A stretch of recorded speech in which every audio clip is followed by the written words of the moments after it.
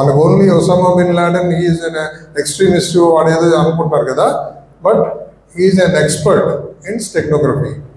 So అలాగ పంపించిన మెసేజెస్లో దాన్ని ఏ కంట్రీలో ఎప్పుడు ఎవరు చదివాడు, ఇన్స్ట్రక్షన్స్ ఎవరికి ఇచ్చారు అని మన Indian police, particularly from Andhra Pradesh forensic science lab engineers, ఆయన దాన్ని డిటెక్ట్ చేశాడు. మనమే చెప్పగలిగాం. దాన్ని ఎక్కడో ట్విన్ టవర్స్ మీద అటాక్ జరిగితే దాన్ని ఎట్లా జరిగింది, ఎవడు చేశాడు, ఎన్ని గంటలకు జరిగింది, ఏ మెసేజ్ ద్వారా వెళ్ళింది అన్నది కనుక్కున్నది మనం. సో మీ యంగర్ జనరేషన్స్ మీరు అప్డేట్గా ఉండాలి ప్రతి దాని మీద. ఈరోజు మనము సైబర్ క్రైమ్ గురించి మాట్లాడుతున్నాం. ఎందుకు సైబర్ క్రైమ్ గురించి మాట్లాడాలి? మేము వచ్చి మీతో ఎందుకు ఇంతసేపు డిస్కస్ చేస్తున్నాము? డే టు డే అఫైర్స్లో మనం ప్రతి ఒక్కరు ఈరోజు మొబైల్ ఫోన్స్ యూజ్ చేస్తున్నాం, అవునా? సో మొబైల్ ఫోన్ యూజ్ చేయకుండా వాళ్ళు ఎవరైనా ఉన్నారు ఈ రోజుల్లో? ఆల్మోస్ట్ నేను ఏదో కొంతమంది ఇల్లిటరేట్స్ విలేజెస్లో ఉన్న వాళ్ళు కూడా ఈరోజు వాడుతున్నారు మొబైల్. సో ఎవడో 1 or 2% తప్ప చాలా నెగ్లిజిబుల్ పర్సంటేజ్ మాత్రమే యూజ్ చేయట్లేదు. సో ఇంతమంది యూజ్ చేస్తున్నప్పుడు ఏమవుతుంది, ఈ ఫ్రాడ్స్టర్స్కి we are opening up a gateway. మీరు ఒకసారి నెట్లో వెళ్ళిపోతే మొత్తం మీ ఇన్ఫర్మేషన్ మొత్తం వాళ్ళు తీసుకుంటారు. ఎలా చేస్తున్నాం మనము? ఎంతమంది ఇంట్లో ఎఫ్బి వాడుతున్నారు? ఒకసారి చేతులు ఎత్తండి. ఎంతమంది ఎఫ్బి వాడతారు? ఫేస్బుక్ ఎంతమంది వాడతారు? ఓకే, అంతే. అంత మంచోళ్ళు అంటున్నారు మీరందరూ.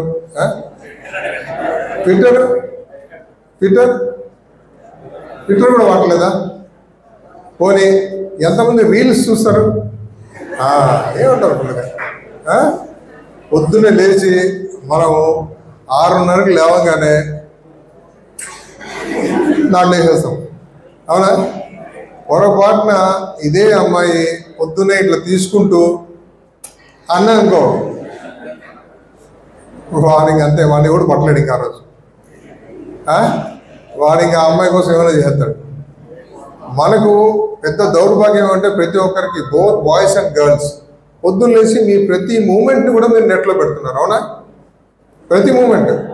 మార్నింగ్ లేచాను, కాలేజీకి వెళ్తున్నా, ఒక సెల్ఫీ. బైక్ ఎక్కాను, ఓ సెల్ఫీ. 2 ఫ్రెండ్స్ కలిస్తే ఓ సెల్ఫీ. ఇవన్నీ ఎక్కడ తీసుకుపోతున్నారు లాస్ట్కు? ఏమవుతుంది? దీనివల్ల మీ లైఫ్ని బజార్ పాలు మీరే చేసుకుంటున్నారు. ఆర్టిఫిషియల్ ఇంటెలిజెన్స్ వచ్చింది కదా, అంతకన్నా ముందే మార్ఫింగ్ అనేది ఉంది కదా. సో మార్ఫింగ్లో మీ ఫొటోస్ అన్నీ ఎక్కడి నుంచి వస్తున్నాయి అంటే, మీరంటే మీరు కాదు, చాలామంది మా ఫొటోస్ మార్ప్ చేశారు, మా ఫోటోని ఇంకా ఈ జనరల్గా సినీ యాక్టర్స్ మీద ఎక్కువ ఇలాంటి అటాక్స్ జరుగుతుంటాయి. సో వాళ్ళందరినీ ఎలా చేస్తున్నారు?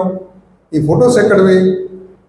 మనమే అప్లోడ్ చేస్తున్నాం, మీరే వాటిని నెట్లో పెడుతున్నారు. సో దయచేసి మీకు అలాంటి హ్యాబిట్ ఏదైనా ఉంటే పొరపాటున కూడా నెట్లో షేర్ చేయొద్దండి మీ photos, both boys and girls. ఎందుకు చెప్తున్నానంటే, మీరు అలాంటి ఫొటోస్ తీసుకుంటే సపరేట్ ఫోల్డర్ క్రియేట్ చేసుకొని పెట్టుకొని దానికి ఒక పాస్వర్డ్ పెట్టి, మీ ఇంట్లో సిస్టమ్ ఉంటే సిస్టంలో సేవ్ చేసుకొని మొబైల్లో డిలీట్ చేసేయండి.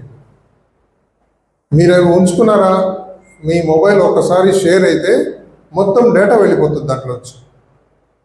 ఎందుకంటే ఈరోజు ఇంట్లో మీరు చదువుకున్నా చదువుకోకపోయినా, మీరు జాబ్ చేసినా చేయకపోయినా, వయసు వచ్చిన తర్వాత గ్యారెంటీ ఒక పని చేస్తారు. ఇంట్లో ఏం చేస్తారు? సో మనం అందరికీ పెళ్లి చేసుకొని ready, both boys and girls.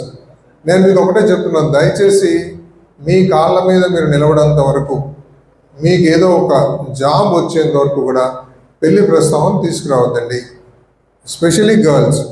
ఎందుకంటే మీకు ఫైనాన్షియల్ స్టెబిలిటీ అంటే ఆర్థిక స్వతంత్రం, మీ కాళ్ళ మీద మీరు నిలబడే శక్తి మీకు రానంత వరకు కూడా పొరపాటున మళ్ళీ పెళ్లి చేసుకునే ఆలోచనలకు పోవద్దండి.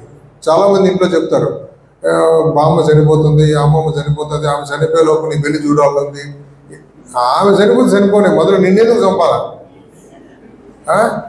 నిన్ను పొరపాటున ఏ గొట్టంగా చేశారనుకో, ఈ అయ్యగారు ఏం చేస్తారు? అమ్మాయిలు కూడా తక్కువ లేరు. మాకు ఎన్ని కేసులు రిపోర్ట్ అవుతున్నాయో తెలిసిన యావరేజ్గా మాకు రోజుకి 4-5 కేసులు వస్తాయి. చాలా కేసులు రిజిస్ట్రేషన్ వరకు రాకపోయినా, ప్రతి పోలీస్ స్టేషన్ గురించి మాట్లాడుతున్నాను నేను, ఒక్కొక్క పోలీస్ స్టేషన్లో 4-5 కేసులు వస్తున్నాయి.